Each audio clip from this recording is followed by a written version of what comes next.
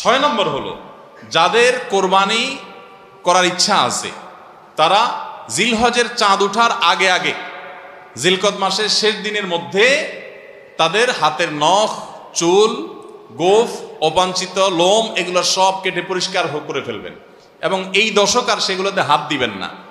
কোরবানি করে তারপরে সেগুলো পরিষ্কার করতে চাইলে করবেন, এই দশকে আর হাত দিবেন না। নবী সাল্লাল্লাহু আলাইহি ওয়াসাল্লাম বলেছেন, মান আরাদা আন ইউদাহিয়া ফালা ইয়াখুয মিন শা'রিহি ওয়া আযফারিহি শাইআ, যে ব্যক্তি কোরবানি করার এরাদা করেছে, নিয়ত করেছে, সেই জন্য তার চুল, নখ এগুলো না কাটে ওই 10 দিন। জিলহজের চাঁদ উঠছে আর কাটবেন না, চাঁদ উঠার আগে আগে কেটে ফেলবেন এবং কোরবানির পরে যায় কাটবেন, এই 10 দিন বিরত থাকা।